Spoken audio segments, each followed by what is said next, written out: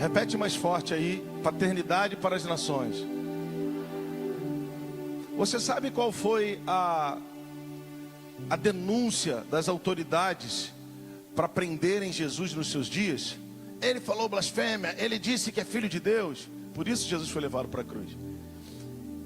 Então Jesus não veio trazer a salvação como ponto final. Ele veio trazer a salvação como uma porta para o início de uma nova realidade para você, um novo homem. Ele falou para Nicodemos que é nascido da carne é até mim, a partir de mim é o que é nascido do Espírito. Então esse novo tipo de homem que ele veio, esse novo tipo de humanidade que ele veio inaugurar, são dos filhos de Deus. Repete comigo: filho de Deus. Repete mais forte: filho de Deus. Então o nosso propósito aqui enquanto igreja é revelar a paternidade de Deus. Eu não vou entrar aqui, não vou pregar hoje sobre paternidade, mas para você entender. E 3 dos fundamentos que nos movem, você pode repetir comigo? Primeiro, palavra revelada, oração e adoração fundidos como a mesma coisa. Diga: oração e adoração. E vamos chamar de social para ficar mais fácil para você entender. Diga: social. E o Senhor esses dias estava falando no meu quarto. Eu estava no carro, ele estava falando comigo: palavra vocês têm liberado, vai alinhando as palavras e vai liberando. Mas agora cuide de ordenar os movimentos de oração e adoração. Então quando você ouvir que nós estamos fazendo 24 horas de oração, 12 horas, 6 horas, não é porque a gente não tem nada para fazer que a gente gosta de ficar fazendo música, não.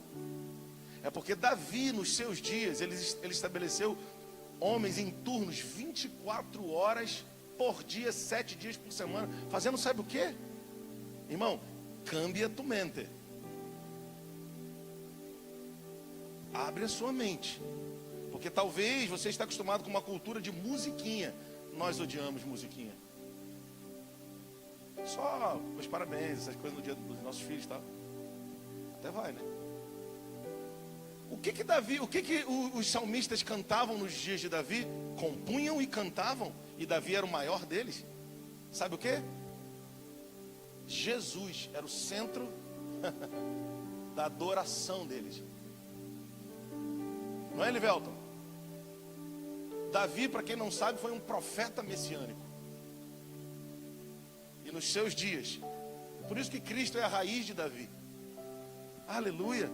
Então quando você ouvir falar dos nossos turnos de oração e adoração, não venha esperando que vai ficar aqui sentado cantando musiquinha. Venha entendendo que enquanto nós estamos organizando o que precisamos fazer enquanto nossa identidade, isso vai ganhando volume. Os céus sobre a nossa cabeça são abertos. Anjos de Deus sobem e descem. O nome de Cristo é exaltado. O que Deus precisa construir, Ele constrói a partir de homens e mulheres que oram e adoram. Cara, por favor, não me olhe assim com essa cara de crente. Eu vou encher o seu saco até você dizer ah. Então você que é músico, está chegando aqui, apruma a tua vida, irmão. Apruma a tua vida. Ou você pula para dentro, irmão, ou não diz eu sou músico. Nós queremos muito que você participe, mas é que chegou uma hora da gente entender o básico. Porque Ele está nos chamando a queimar incenso. Queimar incenso agradável. Queimar incenso agradável. Uma coisa que o Ulisses falou hoje de manhã, claro, é muito comum, você vai entender. Ou é muito simples, você vai entender e vai concordar. Deus não gosta da minha música, Deus gosta de mim. Você sabia disso? Não estou fazendo apologia, fazemos uma música ruim, porque nós temos músicos excelentes aqui. Mas antes dele gostar do que eu canto, ele tem que gostar de mim. Ele gosta de mim. E se ele gosta de mim, ele vai gostar do que eu canto. Pode ser que ele diga sobre o que eu canto. Não cante isso em público, porque só eu vou gostar. Tá tudo certo. Mas que ele gosta do que de mim. E porque gosta de mim, gosta do que eu canto, eu sei que ele gosta.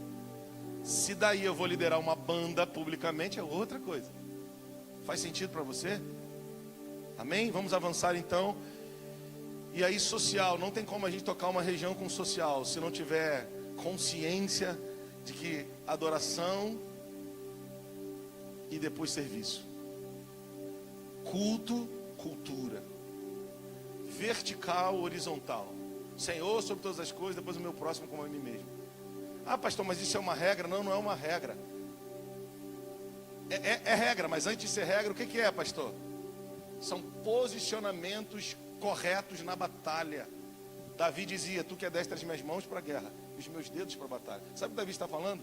Eu venço todas as guerras que eu vou fisicamente lutar, antes primeiro, enquanto te adoro. Sabe por que muitos temos perdido algumas batalhas, ou muitas batalhas, ou estamos no vermelho na guerra? Porque ainda não entendemos que a maior, como a nossa avó dizia, a nossa vovozinha dizia, a maior arma que Deus deu ao crente foi a oração e a adoração. E a gente tem negligenciado isso, trocado por músicas, por performance. E o Senhor está dizendo: cantem para mim, ó Espírito, abre os meus olhos outra vez, porque eu quero ver a beleza do Filho. Glória a Deus, aleluia. Cutuca alguém que está do seu lado aí, fala: está com frio, irmão?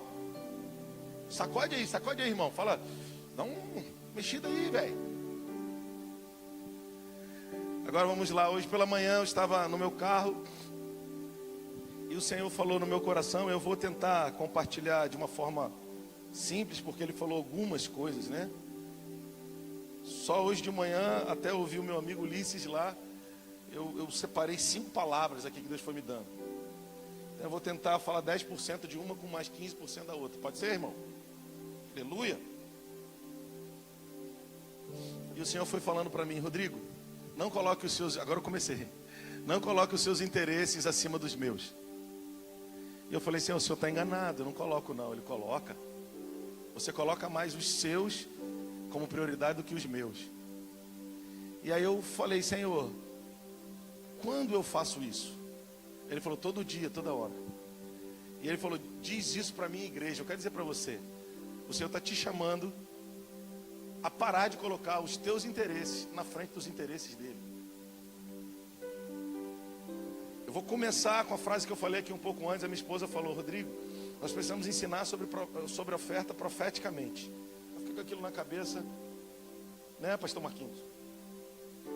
Eu falei: não, nós precisamos ensinar tudo profeticamente. O que é profético para você, pastor? Não, não é para mim não, é para a Bíblia. O que é profético, pastor? É quando eu tenho consciência de céu e terra se fundindo numa coisa só. Foi para isso que Cristo veio. Dar acesso a uma humanidade caída, à realidade do Pai, do reino de Deus. Nós não somos consumidores de palavras. Nós não somos cantadores de canções. Nós somos filhos que Ele nos permitiu nascer no ventre da nossa mãe e nos deu um corpo para cumprir um propósito nessa geração, que é revelar quem Ele é como Pai. Cristo veio para nos dar direito a isso. Aleluia! Você pode dizer aleluia aí?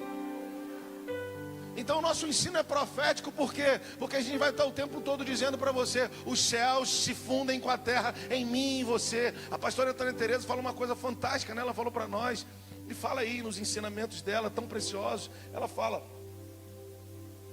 que o portal mais valioso, ou que o portal que Deus escolheu para fazer com que um espírito encarne, ou seja, um ser espiritual transcenda a espiritualidade e viva na terra, é o útero, é o ventre materno. Por isso que Satanás luta contra os ventres, luta contra os casamentos, luta contra os filhos, porque ele odeia a possibilidade de um filho de Deus consciente pisar nas suas obras terríveis.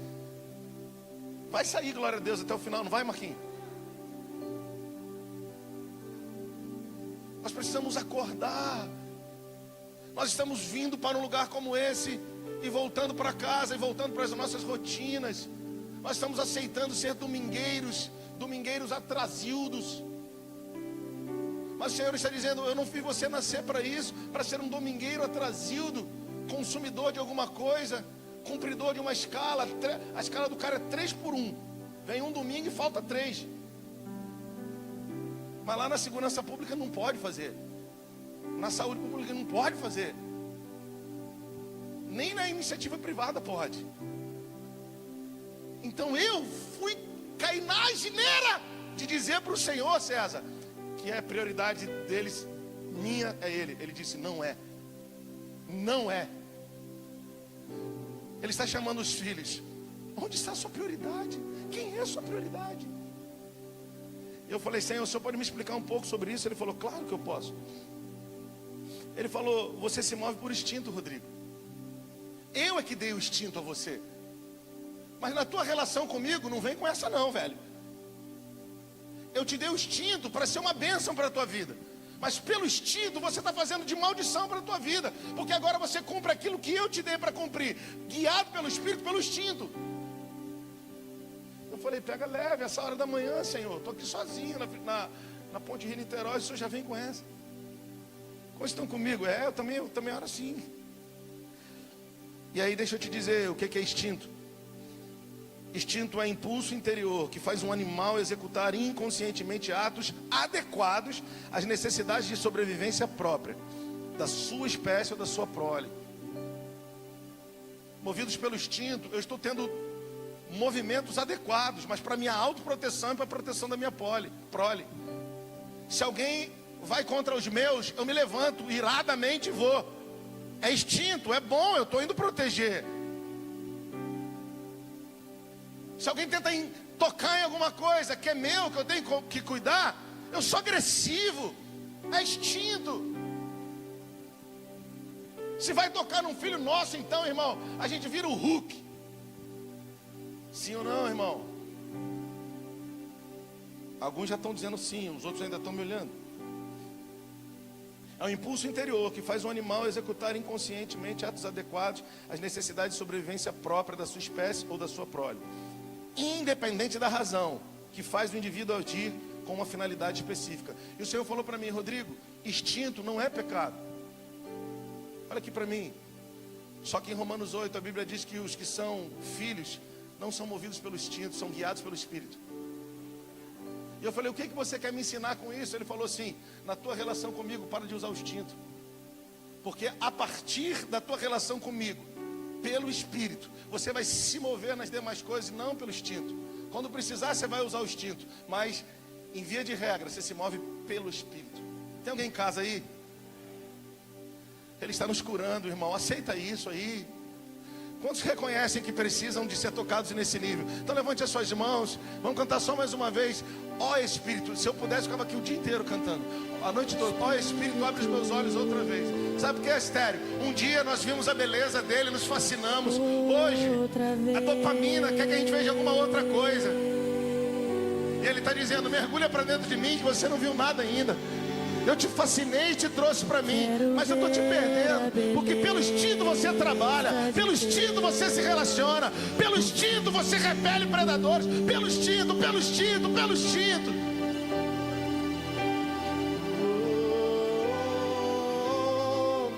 Ó Espírito, abre os meus olhos outra vez. Quando nós adoramos, irmãos, nós estamos molhando a terra do nosso coração, nós estamos untando a massa, nós estamos colocando óleo na forma, para que as coisas de Deus fluam. Então adore, o seu coração vai sendo amolecido, adore, a sua história vai sendo regada. Aleluia. Levante mãos santas, incline o coração, mesmo que atribulado esteja. Outra vez. Coloque as suas dores, mágoas, medos, confusões no altar, no altar, no altar. Quero ver a beleza de Deus no Filho. Aí ele foi me falando no carro, instinto é involuntário. Instinto é um impulso da autoproteção. Instinto é o grito da alma aflita. Entendeu, Fabiola? Entendeu, Juliana? É o grito da alma aflita. Você imaginou que o teu filho lá na esquina pensou que podia cair, já está dentro de casa, mãe, né? É o grito da alma aflita, da proteção. E o Senhor está dizendo, até quando você vai trabalhar com a tua alma aflita? Até quando você vai liderar um ministério com a alma aflita? Até quando você vai se relacionar com as pessoas com a alma aflita? Até quando você vai se relacionar com a tua esposa com a alma aflita? Até quando você vai criar os teus filhos com a alma aflita? Se você é meu filho, cara. Até quando você vai liderar essa empresa com a alma aflita? Pastor, mas a Bíblia diz que no mundo tereis aflição. Sim, a Bíblia diz que no mundo teremos aflições. A Bíblia não diz que no mundo nós seremos uma aflição ambulante. Não diz, no mundo sereis uma aflição ambulante. Ó, vai lá, aflito, aflitador de outros.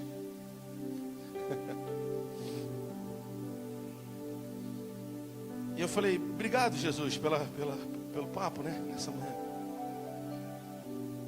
Quando nós nos movemos por instinto, quando o volume da voz das necessidades é como mais alto do que o som da voz. Irmão, se mover pelo instinto, num primeiro momento, não é pecado, não. Em alguns momentos é por instinto mesmo.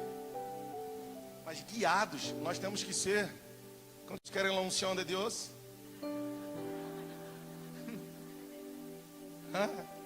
Galera que o Marquinhos, la unción de Deus. Quem está comigo aí? Nós vamos nos mover por instinto em momentos nos picos, né? Mas guiados. Sair um pouquinho, vai acontecer, a gente é ser humano. Mas guiados, a maioria do tempo tem que ser guiado pelo quê? Pelo Espírito. Quantos estão comigo aí? Quando a gente fala sobre chamado e vocação, a gente fala sobre dois caras que se moveram por instinto e não pela voz. Você acha, Jônio, que Mateus na coletoria, Mateus devia ser rico porque os coletores de impostos eram homens que burlavam as leis romanas, eram homens com grana, honesta ou desonestamente. Pedro, líder de uma empresa de pesca, não consigo mensurar o que ele tinha, nem sei, né, de valores, se já era rico ou não. No Antigo Testamento a gente pode pensar em Abraão, o patriarca. Segundo o que a gente entende, do que a gente leu sobre a partir dos comentaristas do Antigo Testamento, já era rico por causa do pai que era rico. E o que falar de outros homens que quando ouviram a voz, seguiram a voz? O problema é que eu e você um dia estávamos aflitos nas nossas derrocadas existenciais. Alguns com a cara na cocaína, né? Outros perdidos, depressivos. E de alguma forma o Evangelho nos alcançou. E aquilo mudou a nossa vida. A gente falou, cara, o que é isso? E a gente passou a seguir Jesus. E quando alguém pergunta pra gente, fala, o que você é? Eu sou crente, eu sou evangélico. A gente enche a boca para dizer. Isso foi o start da voz, que começou, que nos despertou. A gente sempre fala sobre isso pensando na voz intrauterina, né? Porque a vida começa intrauterinamente.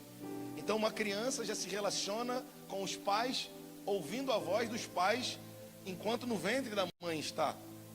E a ciência comprova isso, a gente sabe. E biblicamente o caso clássico é o de Isabel e Maria, quando se encontram, os primos saltam no ventre. Que coisa maravilhosa. Que coisa maravilhosa. Quantos estão aqui ainda? Então o que a gente precisa entender? Que o novo nascimento é como ver fisicamente a voz daquele que ouvimos, não fisicamente, né, mas temos certeza de que essa voz que nós ouvimos, nós já conhecemos de algum lugar. Na cápsula da nossa existência, encapsulados na nossa história, seja ela qual for. Um dia, quando um crente liberou uma palavra, a gente não pensou exatamente assim, mas agora você consegue entender. A gente entendeu. Cara, eu vim do mesmo lugar que essa voz está falando comigo. Essa irmã do coque, o que ela está falando, está varando, está rasgando, está rompendo a cápsula da minha religiosidade, a cápsula da minha drogadição, a cápsula de um viver depressivo, está rasgando isso. Parece que eu conheço a voz de quem está mandando essa velhinha falar esse negócio para mim. Parece que essa velhinha já me conhece há muito tempo. Que voz é essa? É a voz do seu pai, que sempre te amou, e que agora essa voz, por causa de um filho consciente da responsabilidade, varou a bolha que eu estava encapsulado, me achou? Eu falei, eu tenho que seguir essa voz. Você virou crente por isso, eu virei crente por isso, porque a voz me arrebatou, cara. Foi essa mesma voz que arrebatou Abraão, foi essa mesma voz que arrebatou Moisés, foi essa mesma voz que arrebatou Mateus, foi essa mesma voz que arrebatou Pedro. Foi essa mesma voz que te arrebatou, essa mesma voz que me arrebatou.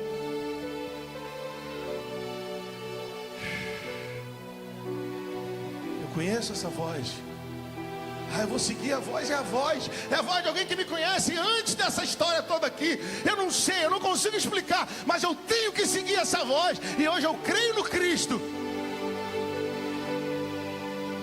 Quantos estão comigo ainda? Aleluia. De fogo, a sua voz é majestosa. Sim, o Senhor troveja sobre as muitas águas.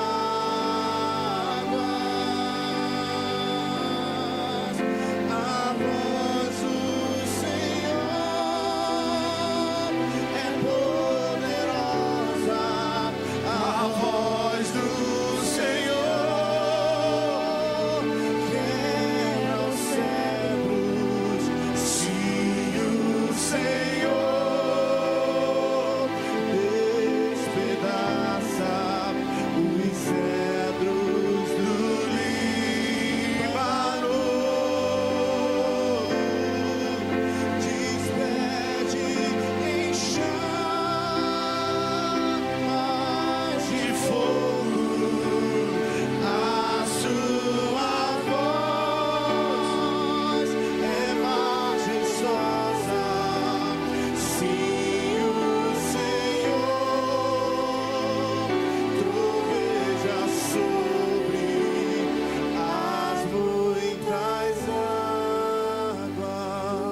falando isso. Lembra de Saulo? Saulo, ele pregava o evangelho pelo instinto. Ele não tinha tido contato com a voz. Pegou? Gosta assim. Agora eu estou no meu lugar. Tem que ter retreté, irmão. Tem que seja um retreté mais cometido, né? Saulo achou que estava fazendo a coisa certa. Ele matava os crentes, ele tinha autorização para isso. Ele fazia movido pelo instinto. Esse é o caso no Novo Testamento que a gente sempre usa. E no Velho, Moisés. Irmão, o que Moisés foi fazer? Moisés era de fato vocacionado para ser um libertador, mas ele ainda não tinha ouvido a voz. E porque foi se mover por instinto, o que ele fez? Foi defender o seu irmão. Talvez você vai defender o seu irmão, você causa mais mal do que bem. E quando você vai ser repreendido, você fala, cara, eu fui defender. Você não está errado, mas está errado. Pegou, Fabíola? Pegou, Carlinhos? A gente não está errado, não estava.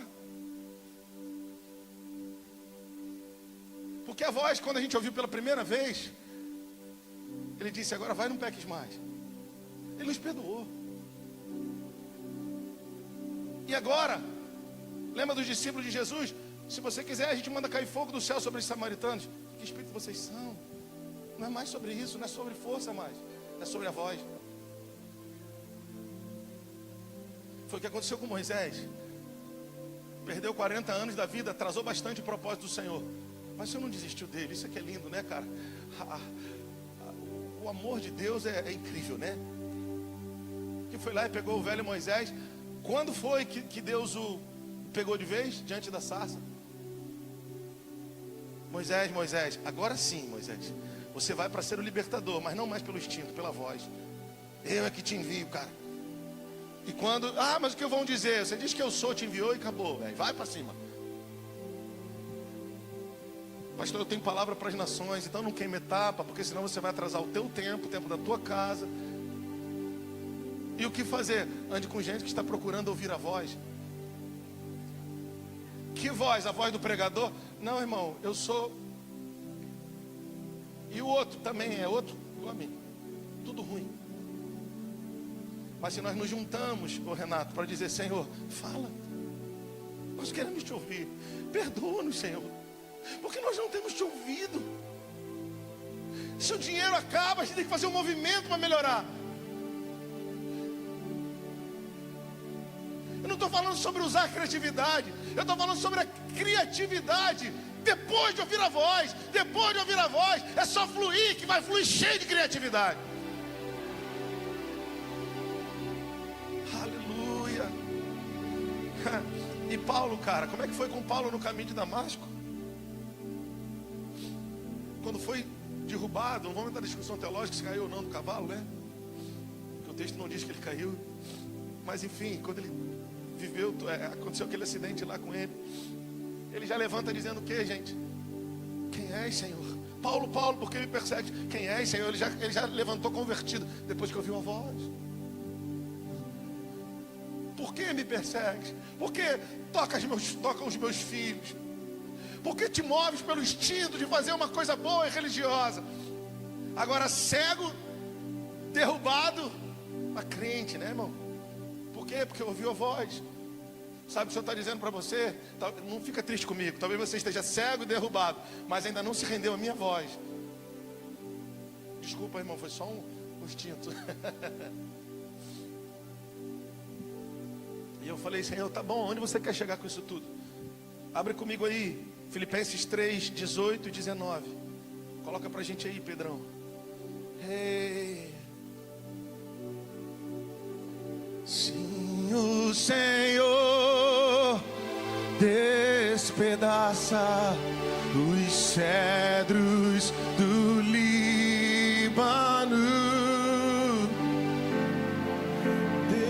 Coloca aí, Filipenses 3, 18. A sua voz é majestosa. Se o Senhor troveja sobre as muitas águas. Pois muitos andam entre nós. Olha o que Paulo está dizendo. Dos quais repetidas vezes. Que coisa, né, irmão? O evangelho, a gente vai precisar repetir, sim. Repetir o que é princípio. Quantos sabem a diferença de princípio e fundamento? Quantos sabem? Vou explicar, você nunca mais vai esquecer, tá bom? Fechou? Princípio é o material. Fundamento é o que o material compõe. Fizemos sapatas ontem, né? Já vou falar um pouco sobre isso. O que é princípio? É a pedra, o radier, a areia, é tudo que a gente colocou ali. O que é o fundamento? É a sapata. Aleluia! Então nós vamos sempre falar de princípios aqui, para você construir o fundamento e sobre o fundamento correto. Quem está comigo aí, irmão? Então, Paulo vai dizendo, pois muitos andam entre nós, dos quais repetidas vezes eu vos dizia, e agora digo de novo, e até chorando eu vou dizendo. Deixa aí. Você entende? Paulo ensinando aos irmãos de Filipos. Ele está dizendo, eu falei, eu estou falando, e agora eu estou chorando, falando de novo. Você entendeu qual que é o trabalho dos líderes proféticos? É traduzir o coração do Pai. E nós estamos aqui para tentar fazer isso. E você precisa pegar. Agora, como você pode pegar? Se você nasceu de novo, quebrando o teu coração, a não ser que você seja um novo convertido, mas se você não é, não sente nesse banco com expectativa, com pensamentos de críticos, porque assim que Jesus, sabe como Jesus tratava quem agia assim? Ele, conhecendo o pensamento deles, Jesus não queria nada com eles. Esses eram os fariseus. Por isso ele disse, bem-aventurados os humildes de espírito, bem-aventurados os pobres de espírito, bem-aventurados os mansos. Então se posicione como alguém humilde, como alguém manso. Pega um caderno, anota. Se você é bereano, eu vou analisar, vai para casa e analisa. Agora, por favor, só considere o que nós estamos falando, porque o Senhor vai te dar entendimento. Aleluia. Então Paulo está dizendo, muitos andam entre vós, dos quais repetidas vezes eu vos dizia, e agora vos digo, até chorando, que são inimigos da cruz de Cristo. Olha o versículo 19. Por que são inimigos da cruz de Cristo? E por que são inimigos da cruz de Cristo? O destino deles é a perdição.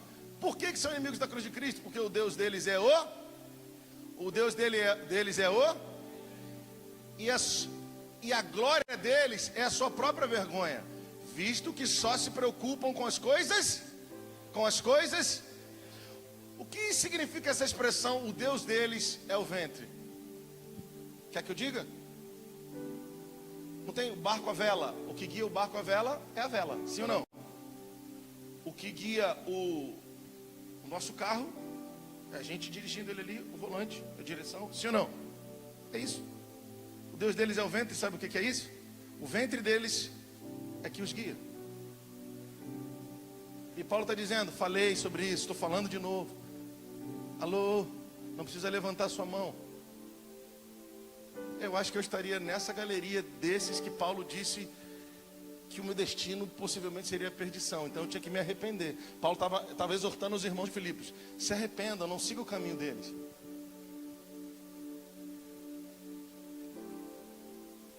O que você vai fazer amanhã da vida? Para que você vai fazer mesmo? Se a Bíblia diz que até comer e beber tem que ser para a glória de Deus. Ah, pastor, mas esse é um nível muito alto. Não, não é um nível muito alto. É porque está faltando para mim, para nós, orarmos de novo. Ó Espírito, abre os meus olhos outra vez, porque eu quero ver a beleza do Filho. Eu quero ser fascinado pela glória de Jesus. Tem alguém em casa aí? Então o Senhor foi falando para mim: Rodrigo, o teu ventre não pode mais te governar. Tuas necessidades, sejam elas quais forem, não poderão mais te governar. Sejam necessidades econômicas, sejam quais forem, não podem mais te governar. Emocionais. Eu queria te encorajar a pensar nisso. Amanhã você vai ser guiado pela ira, guiado pela passividade, guiado pelos boletos. Eu não estou falando que são coisas que a gente consegue de um dia para a noite voar. Mas primeiro a gente precisa ter a consciência, colocar isso diante do altar de Deus e dizer: Deus, chegou a hora. Chegou, a hora é agora. Aleluia, tem alguém aí? Aleluia. E eu falei: obrigado, Senhor. O meu ventre não pode mais me governar. E eu falei: mas eu quero te priorizar. Fala mais sobre isso. Aí ele me levou, coloca aí Gênesis 25. Vou tentar pular para outra palavra, que já dá. Gênesis 25, versículo 27, Pedro. Se eu conseguir, Jesus me ajuda. Eu queria dar só um pulinho lá em Sarepta, tá rapidinho. Olha o que diz aí. Cresceram os meninos. Esaú tornou-se caçador habilidoso, ou perito caçador. Eu estou na NVI aqui. Pode deixar essa daí também, Pedro. Ele vivia percorrendo os campos, ao passo que Jacó cuidava do rebanho, vivia nas tendas. Isaac preferia Esaú porque gostava de comer de suas caças. Rebeca preferia Jacó. É que eu queria chegar no texto que o pastor Marcelo, sem saber, isso é profético, sem saber, citou, que a gente ia falar sobre esse texto aqui.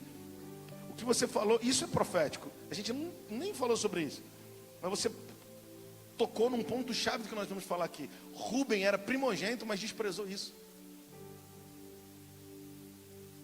Desprezou não. Ele foi deixado de lado. Eu já vou chegar nisso. Vamos ver se eu consigo. E Rebeca preferia Jacó. Certa vez, quando Jacó preparava o ensopado, Esaú chegou faminto voltando do campo. Olha aqui. O problema é que o boleto atrasou. O problema é que a gente está com fome. O problema é que a gente veio do futebol cansado. Ah, não, tu não pegou ainda não. Tu não pegou não. Não, tu não pegou. Quando chega do futebol cansado, não leva o celular para o quarto, mas não. O que tem uma coisa a ver com a outra? Deixa isso para o encontro de homens.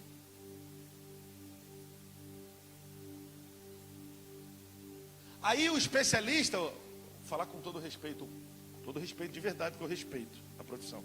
O coaching diz: não vai para o mercado com fome. É o que está escrito aqui. Ele não pegou isso em outro lugar. É aqui, ó. Esaú, quando chega em casa, cansado da caça, faminto, esgotado, a necessidade grita. E quando a necessidade grita, você fica movido pelo instinto. Está comigo aí? Respondendo Jacó, e pediu-lhe: dê um pouco desse ensopado vermelho aí, Jacó, né? Esaú pediu para Jacó. Estou faminto, por isso também foi chamado Edom. Respondeu-lhe Jacó: venda-me primeiro o seu direito de filho mais velho. Disse Esaú: eu estou, ou de primogenitura, estou quase morrendo. De que me vale esse direito? Eu vou ter que já passar, senão eu não queria entrar muito aqui. A gente continua depois só mais um pouquinho. Estou quase morrendo. De que me vale esse direito? Jacó, porém, insistiu: jure primeiro. Então ele fez um juramento, vendendo o seu direito de filho mais velho a Jacó. Então Jacó serviu a Esaú pão com ensopado de lentilhas. Ele comeu e bebeu, levantou-se e foi. Assim Esaú desprezou o seu direito de filho mais velho. Eu vi um pastor dizendo que um discípulo perguntou a ele: pastor, eu nunca entendi o fato de Deus ter legitimado Jacó nessa ação. Quem já tem um pouquinho de dúvida com relação a isso, já orou, falou: cara, não faz sentido Jacó, só eu mesmo, só eu que penso essas coisas. Obrigado, eu, Sara. Mas quem? Você também? Mas quem? Tem mais alguém? Os outros todos, né? Os teólogos aí. Eu ficava um pouco assim, eu falei: Senhor, tem misericórdia. Você legitimou a ação de Jacó de usurpar, seu Valmir, Esaú, e comprar dele direito de primogenitura. O Senhor falou: nunca fiz isso. Foi Esaú que não quis mais. Ah, tu não entendeu ainda não. Pode falar eita. Foi Esaú que não quis mais. Ficou no chão, amigo. Tu não pegou? Não pegou mesmo. Sabe por que as coisas travam na nossa vida? Pegou agora? Sabe por que o nosso ventre começa a guiar a nossa vida? Aquele dinheiro, aquelas emoções, aquelas coisas. Porque a gente deixou cair o direito de primogenitura. Porque quando a gente estava cansado, com necessidade, a gente trocou. Trocou a vida da igreja. Trocou a leitura e a comunhão com Deus, na palavra, na oração, diariamente. Eu como diariamente pão, não como? E por que eu não oro diariamente? Aliás, eu como 3 vezes ao dia. Tem gente que come 5, eu como só 3. Né, dona Itatiaia? E por que eu oro uma e olhe lá quando? Pegou? Ficou no chão, amigo. Aí ele falou, o Senhor falou hoje para mim de manhã: depois a gente conversa sobre Jacó. Você entendeu Esaú? Eu falei: não precisa nem conversar mais, já tem de ir. Sabe que muitas coisas travam na nossa vida, e não é sobre comparar, mas outros vão e fluem, porque nós desprezamos por causa da nossa necessidade. Peraí, Senhor, deixa eu ir trabalhar. Peraí, deixa eu ir caçar. Peraí, deixa eu ir acessar.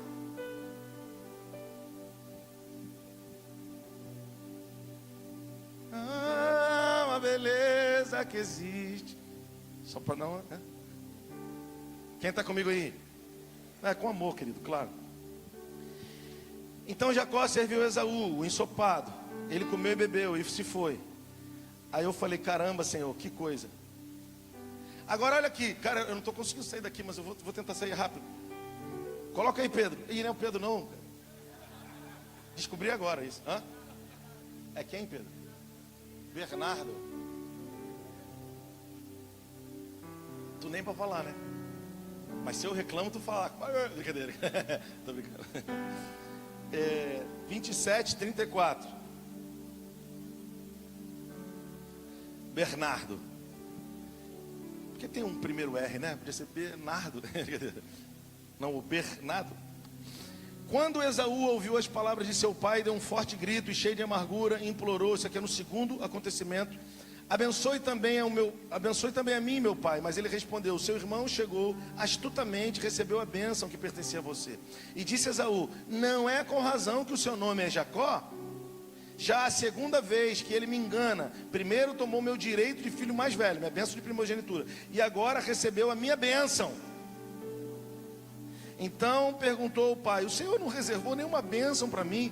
Isaque respondeu a Esaú: eu constituí senhor sobre você, e a todos os seus parentes tornei servos dele. A ele supri de cereal, de vinho, que é o que eu poderia fazer por você, meu filho. O que eu posso fazer agora por você, meu filho? Esaú pediu ao pai: meu pai, o Senhor tem apenas uma bênção, abençoe-me também, meu pai. Então chorou Esaú em alta voz. Versículo 41. Esaú guardou rancor contra Jacó por causa da bênção que o seu pai lhe dera, e disse a si mesmo: os dias de luto pela morte de meu pai estão próximos, então eu vou matar meu irmão. Irmão, toda vez que eu estou com os meus pastores, Hoje estive com o Ulisses esses dias. O Ulisses é um precioso amigo de longas datas. Esses homens, eles têm como que, e eu quero isso para a minha vida, eles têm como que uma mangueira de Jeová, né? Para acalmar alguns incêndios emocionais dentro de nós. E de forma simples. Eu quero dizer que tem algumas coisas no seu coração que você está em guerra, que você está precisando é de água fresca. É aquela velha história, né? Se eu pudesse comparar a postura de um americano com a de um brasileiro, nos sims e nãos. Se você vai lidar com um americano sobre um assunto, quem já lidou, seja negócios ou algum acerto que você vai fazer, seja ele qual for, os caras são pragmáticos e diretos. Não. Alguém estava falando que foi falar para um amigo num restaurante nos Estados Unidos e falou assim: o que você me sugere do cardápio? O que você me sugere? Igual a gente aqui no Brasil, o que você me sugere? Qual é a especialidade da casa? O cara disse: eu te sugiro o que está no cardápio.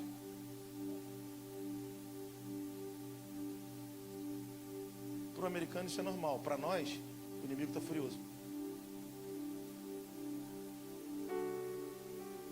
Para o americano é normal. Para o europeu, possivelmente, normal. Mas para nós, pronto.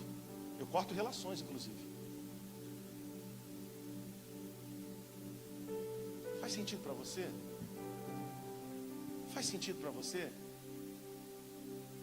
Por que a gente anda nesse lugar onde a nossa emoção mais tóxica dita o ritmo da nossa vida? O que nós estamos precisando é de água fresca da palavra para dizer: não é nada contra você, cara, relaxa. Inclusive, se você puder, abraça e segue tua vida, mano. Não tem a ver com você. Nós precisamos entrar nesse lugar. E nós vamos entrar. Quem vai entrar? Quem já entrou aí pode orar por nós. Amém? Quem está aí? Então guardou Jacó rancor no coração. Ou Esaú guardou contra Jacó. E falou: vou matar ele. Não é só a gente, isso só não acontece com a gente, não. Não estou falando que acontece no nível pesado. Não somente nós estamos propensos a isso. E o que tem de gente falando mal de você, porque não te entendeu. Deixa eu te dar um conselho. Relaxa, mano. Mas eu não consigo, porque o teu Deus é o teu ventre. O teu Deus são as suas emoções. Pastor, então por que eu estou passando esse estreito? Não está passando estreito. Você só está sendo tratado para amadurecer. É só isso. O estreito vai vir mais tarde. Mas aí você vai estar mais maduro para enfrentar e voar, mano. Na laminha a gente já está, água nos artérios, a gente está arrumando um problema. Imagina quando elas estiverem nos lombos. Relaxa, irmão. Você não nasceu para dar resposta para ninguém, só para o seu pai. Desencana, mano. Tá comigo aí? Vamos lá. Agora, o versículo 37 aí revela o coração de Jacó, de Esaú. Porque para ele eram duas coisas. A primogenitura era uma bênção especial. Não eram duas coisas. Era uma bênção, e pelo fato de ser a bênção da primogenitura, ela era especial. Está comigo até aí? Está aí, ó, no versículo 37.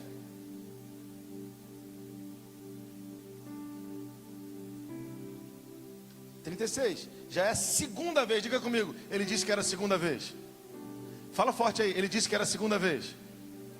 Porque para ele eram duas bênçãos, Vitor. A da primogenitura e a bênção especial que o pai o daria. Aí vão chegar lá. Por que ele achava, Olira, que era uma bênção especial? Porque ele se achava muito especial. Sabe a parte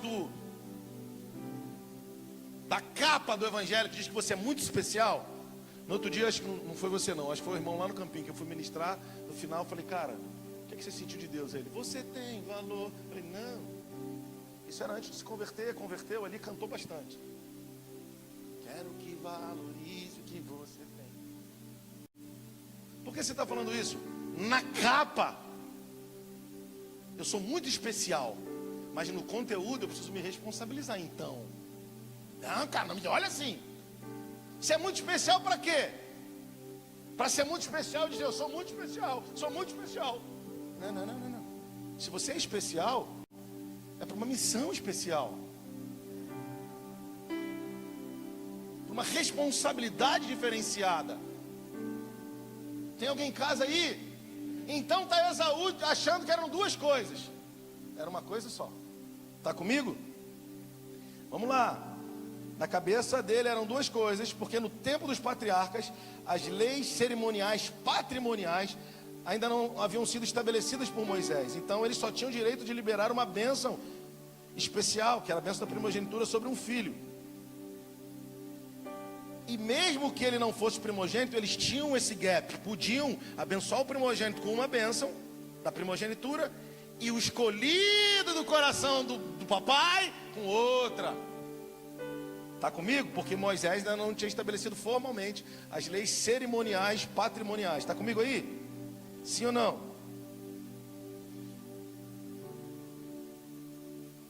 Então, como ele sabia que era o preferido do papai? Então, como ele sabia que era o preferido do papai, ele falou: fica tranquilo, a primogenitura eu vendo, mas meu pai me ama mais do que ama ele, porque eu já sei. Então, na hora H, o pai vai me dar uma moral. Aí ele voltou, achou que o pai ia dar moral, falou: agora eu não posso mais dar. Tu pegou, irmão? Não pegou ainda não. Você acha que você conhece a Jesus há 20 anos para quê? Você acha que Deus te prosperou nessa empresa para quê? Para você ficar a vida inteira dizendo que você é crente há 30 anos? Só isso? Pode ser, não fica triste comigo não, mas pode ser que uma hora isso aí azede e já não sirva mais para muita coisa. Não estou falando de salvação, estou falando de vida abundante. Opa, um amém lá de alguém que pegou. Não estou falando de salvação, estou falando de vida abundante. Porque Ele nos deu vida, estando nós mortos em nossos delitos e pecados. Ele nos deu vida e vida em abundância. Eu já falei aqui sobre sobreviver, viver e vida abundante. Sobreviver é viver apesar de. Vida é o que a gente está... Os vencedores entre nós estão vivendo, com tudo organizado. Infelizmente pode ser que seja a minoria. Mas vida abundante, que é o que a maioria deveria estar vivendo. Está comigo? Quem está comigo ainda? Então, para a gente concluir, talvez vai parar por aqui mesmo. Gênesis 49, 1 a 3. Ô pastor Marcelo, Gênesis 49, 1 a 3. Pega aí, varão, a bênção. Depois chamou Jacó a seus filhos e disse: ajuntai-vos e anunciar-vos-ei o que vos há de acontecer nos dias vindouros. Ajuntai-vos e ouvi, filhos de Jacó, e ouvi a Israel, vosso pai. Aqui, está aí, coloca aí, o tio Rubem, versículo 3. Tu és o quê? Fala alto. Tu és o quê? Primogênito. Fica aí, primogênito. Olha aqui para mim.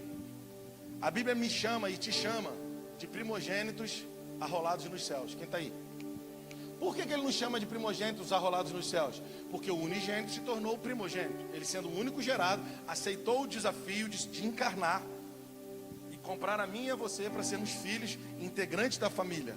Bota isso na sua cabeça. Você não é um crente salvo que vai sair felizinho. Você foi reconectado à família de Deus. Porque em Adão nós perdemos esse lugar. Mas em Cristo, no último Adão, nós fomos reconectados à videira. Agora nós somos filhos. Não, cara, filhos. Filhos! Filhos! E agora como filhos, pastor? Em que lugar, ô Daniel, nessa filiação eu estou? Em Cristo, Alexandre, eu também sou primogênito. E o que significa ser primogênito? Eu recebi superpoderes. Uau! Eu oro pelos enfermos e eles serão curados. Tem alguém aí? Na verdade não é nem eu oro. Eu posso declarar e eles serem. Porque a Bíblia diz: curai os enfermos, expulsar os demônios. Não quero entrar num lado negativo, mas tem crente que quando alguma coisa dessa acontece, ele liga para o pastor, pro líder da célula. Não deveria, não deve ser. Faz sentido para você, irmão? Então ele nos colocou na galeria dos primogênitos, aqueles que têm superpoderes. Superpoderes por quê? Pelo Espírito. Vocês vão receber poder ao descer sobre vocês o Espírito Santo. E vocês vão testemunhar com poder. Dunamis, força explosiva. Está comigo até aí? Então diga comigo: eu tenho o poder de Deus na minha vida. Não, levanta sua mão aí, cara, e diga: eu vou profetizar e os ossos secos vão tomar forma. Isso, diga isso. Eu vou profetizar e o vale vai se tornar um exército. Diga, eu vou impor a mão sobre os enfermos e eles serão curados. Diga, eu vou declarar sobre a minha casa e as coisas estão sendo mudadas. Eu vou declarar sobre realidades caóticas e elas vão mudar, porque o poder de Deus opera em mim. Glória a Deus. Recebemos superpoderes, mas recebemos dupla responsabilidade. O enfermo vai precisar ser orado, e eu, se é do meu lado, eu é que tenho que orar. Eu ouvi um líder dizer assim: do meu lado todo mundo vai ter que prosperar. Eu achei ousado e depois eu falei: cara, isso deve ser a frase que tem que sair da tua boca. Da tua boca. Quando alguém vier reclamar do teu lado, porque minha vida é assim, eu sou assim, meu TDAH. Chega!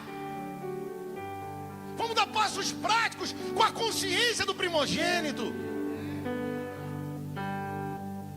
Eu tenho o poder de Deus na minha vida, então eu tenho que assumir a responsabilidade. A manifestação desse poder vai ser cada vez mais evidente na minha vida e na minha história, à medida que eu assumo responsabilidade. Quanto mais eu assumo responsabilidade, mais Ele me libera poder. Quanto mais eu assumo responsabilidade, mais Ele manifesta a sua glória. Quanto mais eu me retraio, menos glória manifesta. Quanto mais eu volto atrás, menos glória opera através de mim. Então não tem como crescer se não for de glória em glória. Por isso você está passando pelo que está passando. Aí você está dando passo para trás. Cuidado, amigo. Vai para frente. O problema também, eu não queria falar. Eu não vou falar não, só vou comentar. O problema é o populacho. Já preparei uma sobre o populacho dos filhos de Israel. Fica tranquilo. O problema é que você está andando com um populacho. Lembra Números 11? Você está andando com gente que diz assim: que saudade do pimentão. Meu irmão, quem acorda de manhã aqui, pega um pimentão e sai comendo na rua assim? Tem alguém aqui? Alguma coisa? Cebola, alho poró, eles falaram no texto. Saudade do alho poró. Acorda de manhã. Não, eu tenho que assumir que a minha esposa é quase. É quase. Quando eu estava indo lá para tua casa, eu estava com, a gente veio aqui do mutirão da igreja, estava com um pouquinho de fome. Aí eu abri a geladeira para ver o que tinha. O que tinha? Essas coisas dela nos potes. Aí eu falei: vou comer uns pimentões daqui, uns alho poró. É o que tem. Quem está comigo aí, gente? Então presta atenção. Depois chamou Jacó os seus 2 filhos e disse, versículo 3: Rúben, tu és o meu primogênito, o primogênito da minha força e o princípio do meu vigor, o mais excelente em alteza e o mais excelente em poder. Versículo 4, rapidamente. Impetuoso como a água, mas não serás o mais excelente, porque subiste ao leito de teu pai. Isso tem uma história aí e pronto. Ele diz assim: apesar de você ser o meu primogênito, tu não serás o mais excelente, não receberás a bênção da primogenitura. Nasceste primeiro e tens uma bênção para ti, mas o direito de primogenitura não é seu. Tu pegou? Olha o que Esaú estava na cabeça. Nessa realidade que era cultural entre os patriarcas. Olha aqui para mim. Tipo assim, eu sou o preferido do meu pai, não me importa a responsabilidade, eu sou o filhinho mimado do papai, eu sou o que vai para a guerra, o que ele adora. Então na hora que eu precisar, ele vai me abençoar. Mas responsabilidade para quê? Se ferrou. Pastor, por que você está falando isso? Porque ele está dizendo para mim: eu não te abençoei para você ficar numa preguiça, e num medo, e num lugar de escuridão. Eu te abençoei, Samuel, porque eu quero manifestar minha glória através da sua casa.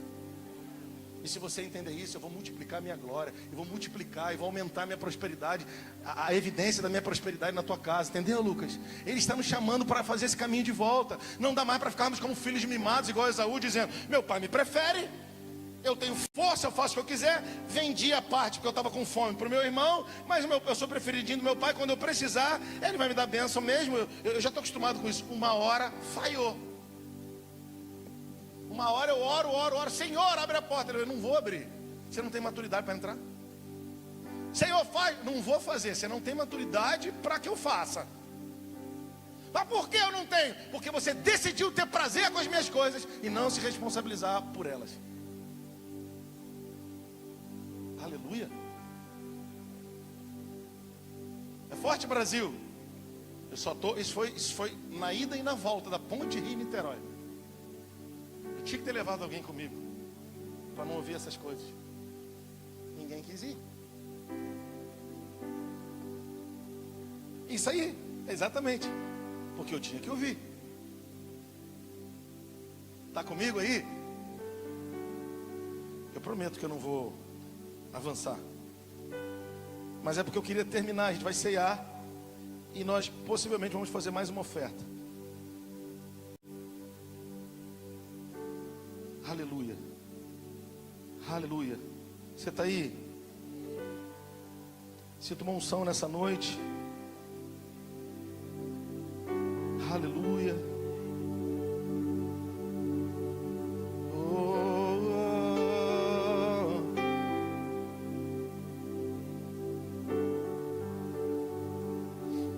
Eu não vou pregar, não. Mas é que eu queria fechar com essa palavra. Isso foi uma palavra, a gente está concluindo ela ainda. Foi só, eu senti que a gente precisava ser alertado nisso. Agora, só 1 Reis 17, viúva de Sarepta, um dos textos que a gente mais pregou na vida, talvez.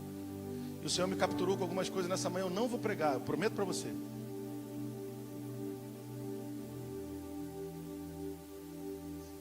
É 1 Reis 17.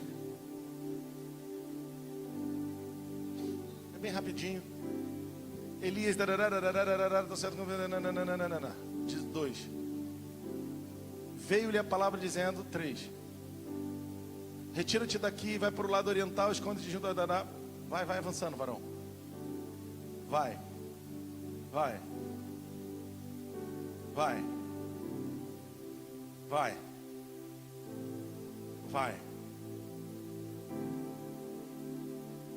Pronto aí. Vai lá para Sarepta, eu ordenei uma viúva que te sustente. Vai, próximo. Foi para Sarepta, tarará, e ele chamou e disse, a mulher, me dá uma vasilha de água. Próximo. Depois ele chamou ela de novo e falou, não, água não, traz pão na tua mão. Próximo. Ela disse, tão certo como vive o Senhor teu Deus, nada tenho cozido, há somente um punhado de farinha, uma panela e um pouco de azeite numa botija. Vês aqui, apanhei 2 cavacos e vou preparar esse resto de comida para mim e para o meu filho comê-lo. Comê-lo-emos e morreremos.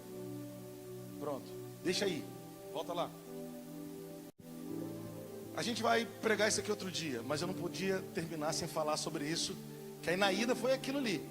Enquanto o pastor Ulisses estava ministrando, foi isso aí, e mais um pouco. E aí eu voltei com tudo dentro, me organizando na minha mente. Fiquei até com dor de cabeça, literalmente. O que você quer dizer, pastor? Volta aqui, eu só quero juntar uma coisa com a outra, talvez não faça sentido no primeiro momento, eu vou ser bem rapidinho. Por que eu fui lá em Sarepta? Só para te dizer uma coisa. Um dia Elias tinha uma palavra. A palavra era, fica aí, no ribeiro. Qual? Ribeiro de Querite. Porque ele liberou uma palavra, olha aqui, 3 anos e meio não vai chover sobre a terra. Deus deu a palavra. Então ele foi para o ribeiro de Querite e ficou ali. Deus falou que ia ordenar os corvos que o alimentassem. Essa foi a palavra para o primeiro ano. A palavra para o segundo ano foi, agora você vai lá para a casa da viúva, porque eu ordenei uma viúva que te sustente. Deixa eu te falar, palavras que você recebeu há tempos atrás, elas já perderam prazo de validade. Aliás, desculpa, ficou uma frase pesada. Não é que elas perderam o prazo de validade, elas te guiaram até aqui. Só que as palavras daqui, elas vão te guiar daqui para frente. Eu vou repetir e vou te falar algo que você vai ficar mais pirado, mas é real. A palavra aqui é, eu vou ordenar os corvos que te sustentem. Por isso que a gente é mal acostumado como crente. Não é que a gente está equivocado, mas está equivocado enquanto ao tempo e forma. Num determinado momento, Deus vai mandar gente para te sustentar, para te abrir porta. Tudo isso é para você provar do quanto Ele é seu pai e vai cuidar de você. Mas quando Ele entende que você assumiu, que você alcançou a responsabilidade, sabe o que Ele vai fazer? Ele vai dizer, agora você vai avançar para uma outra dimensão. E agora você vai afetar uma outra dimensão. Quem está comigo? Então assim, quando ele chegou lá em Sarepta, tem muita coisa para falar desse texto, é claro, mas eu não vou falar aqui hoje. Quando ele chegou lá em Sarepta, já vou até desligar. Quando ele chegou lá em Sarepta, o cenário era uma viúva que tinha um pouco de farinha e um pouco de azeite. Márcio, ela não tinha o último alimento, ela tinha um pouco do principal alimento. Porque que ela podia ter um pouco de qualquer coisa que não era principal para ela. Deixa eu te dizer, talvez o que você tenha não é um pouco de qualquer alimento, ou pouco de qualquer suprimento. Talvez o que você tem foi o que te guiou esses anos todos. Só que agora, Jéssica, sabe o que o Senhor está falando? A partir de agora mudou a forma, mas você quer continuar do jeito antigo. Então isso aqui é para sacudir a cabeça de todo mundo. Pega, Itatiaia e Afonso, vai pegando, cada um vai pegando a sua realidade. Deu certo, foi bom, mas foi para aquela estação. Agora você vai ter que ter coragem de entrar numa estação que alguém diz que tem falta. E aqui eu vou terminar, para você ensinar primeiro eles sobre vida, para depois trazer a ressurreição. Não, tu não está entendendo. Sabe qual é o problema? A gente está falando de ressurreição, mas a gente não conhece a verdadeira vida. Não, vou repetir. A gente está falando de ressurreição, mas a gente não conhece a verdadeira vida. Por que eu estou falando isso? Porque ele diz para ela assim, pega a farinha, pega o azeite, aquela história toda que a gente já sabe. Não vai morrer. Isso é vida. É no meio do caos dizer não vai morrer. Sabe o que o Senhor está dizendo para você? Vem para frente. Deixa a palavra para trás, te guiou até aqui. Vem para frente, não vai morrer. Eu quero te ensinar sobre vida, para depois trazer a ressurreição. Eu não posso trazer a ressurreição para quem ainda não entendeu sobre vida. Você atrai aquilo que você crê. Se você não crê na vida, não adianta eu trazer a ressurreição.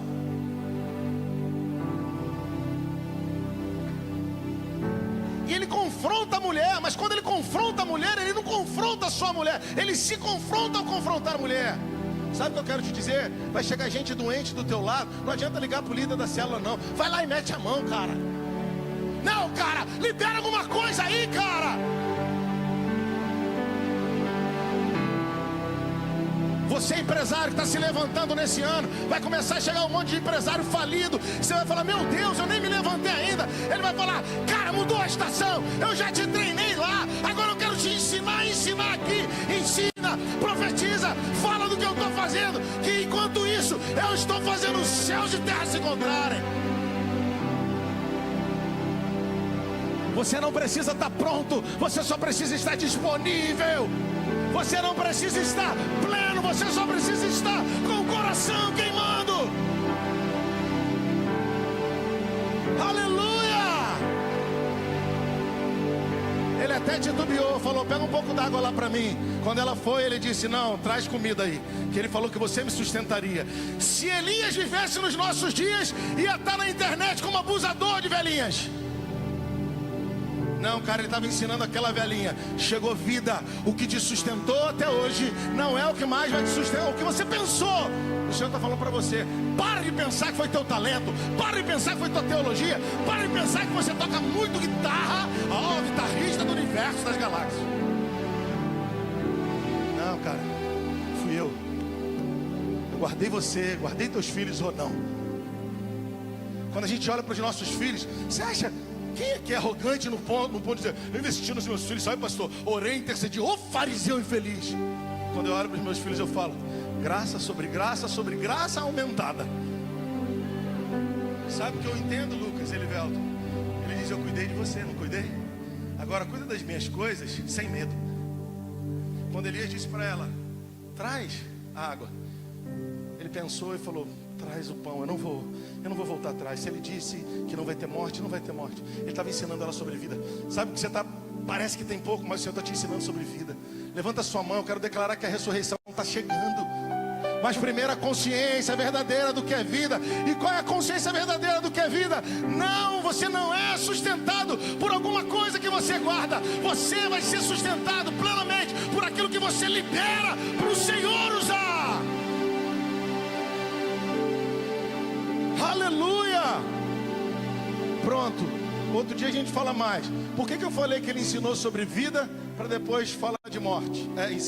Ensinou sobre vida para depois ressuscitar. Porque depois morreu o filho da mulher, mano. Depois morreu o filho da mulher, Marcelo. Aí eu falei, caramba, eu falei igual a ele. Falei, Senhor, tu levou Elias ali para passar vergonha? E Elias vai lá e ora e o moleque ressuscita. Sabe o que eu estou dizendo para você e para mim? Disponibiliza. O que você acha que é pouco, o que você acha que é teu sustento. Olha para mim, irmão. O que você acha que é pouco, o que você acha que é teu sustento. Quando precisou, eu trouxe para você. Então vai lá e ensina para ela que ela não depende disso, porque você não tinha nada, era o corvo que trazia. Faz um revival aí na tua história. Volta lá quando você era menino, com aquela canela fina indo para a faculdade. Concluiu, não concluiu, amigo? Concluiu a pós-graduação, doutorado. Glória a Deus, cara. Teu pai não tinha como pagar, tua mãe não tinha como fazer, você mesmo começou a trabalhar, estudar. Concluiu, não concluiu? Então a nova geração vai ressuscitar a partir do momento que você disponibiliza isso que você tem. E hoje você chama de pouco.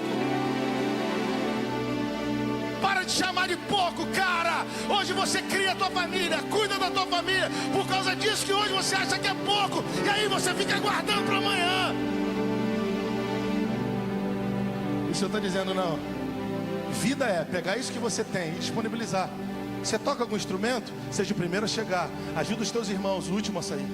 Seus filhos, eles vão ver isso. Você é pastor? Seja antes, chega antes. Trabalha, teus filhos vão amar isso. E o que vai acontecer depois? Quando você clamar por ressurreição, vai levantar. O profeta foi lá e orou, e o moleque ressuscitou. Sabe por que nós estamos disponibilizando o que temos? Porque nós queremos que a próxima geração ressuscite.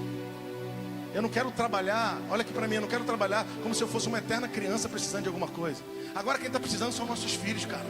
Agora quem está precisando são os nossos netos, cara. E sabe como eles vão ressuscitar? Se a gente pegar aquilo que nos sustentou até hoje, colocar no altar e falar, Deus, agora para que a ressurreição venha. Tu nos ensinou ou tem nos ensinado sobre vida. Nós recebemos a vida, agora opera a vida. Ressuscita meu filho desviado, ressuscita minha nora, ressuscita minha casa. Ele está fazendo, disponibiliza o que tu tens. Ah, Jesus, vamos lá os músicos, em nome de Jesus. Oh, meu Deus. Respira um pouco fundo aí, irmão. Esse ritmo, né, irmão? O cara malha o pulmão, malha tudo. Relaxa, irmão, dá uma respirada aí. Puxa com o nariz, com o lado do nariz. 8 segundos, né?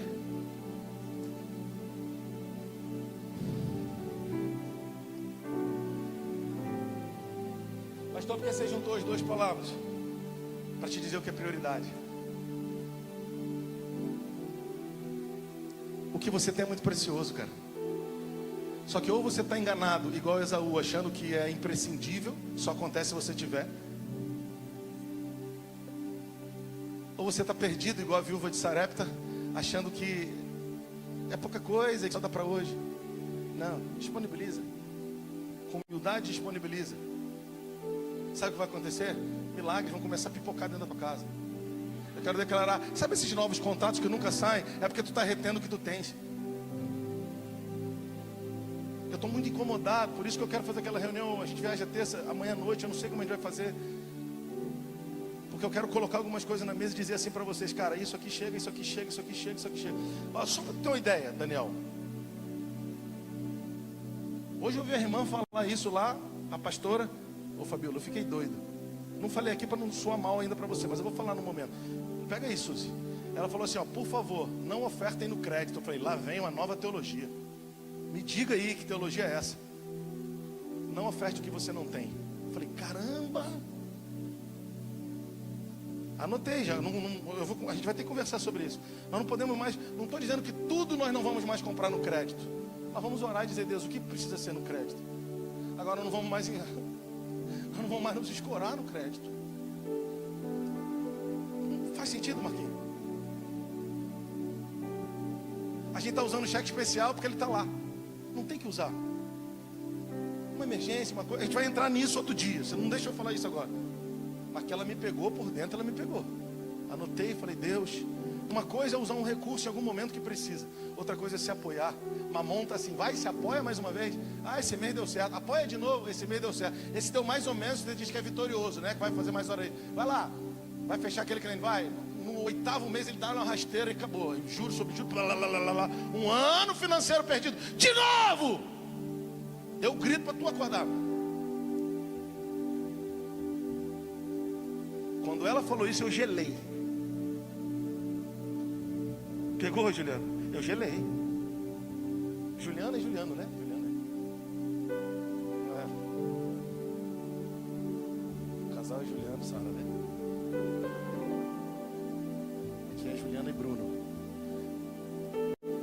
Quantos estão comigo? Eu gelei de cima a baixo. Falei, Deus está aí. Obrigado por essa chave. Não estou dizendo que você não vai poder comprar prazo, não é isso. Mas, irmão, tem que diminuir muito. A gente tem que orar para saber se tem que comprar prazo. Te pegou, Renato? Eu sei que pode ter um aqui que vai dizer, mas se eu falo... Não, estou falando sobre você. Se você fez, compartilha com quem está do seu lado. Eu estou falando sobre trabalharmos enquanto comunidade. Deus quer se mover no nosso meio e eu preciso terminar. Quantos estão entendendo isso nessa noite? Fique de pé no seu lugar. Não se mova aleatoriamente. A gente vai terminar em 10 minutos no máximo. Mas eu queria que você levantasse as suas mãos aos céus. Eu preciso organizar mais os nossos cultos, porque a gente sempre tem muita palavra de Deus. Como diz o outro, esse ministério tem sempre muita palavra de Deus. Diga aleluia. Quantos aqui sabem que está escassa a palavra de Deus por aí, irmão? Quantos sabem aí? Levanta a sua mão, deixa eu ver. Então nós temos palavra revelada porque nós te amamos e entendemos que isso nós recebemos do Senhor. Nós queremos ver a tua vida crescer, prosperar, aonde você for, as nações que você for, as cidades que você for, a glória do Senhor vai contigo. Eu quero declarar, onde você estiver, nas 7 áreas de influência da sociedade, que o Senhor te levante, te faça resplandecer o rosto dele nessa geração.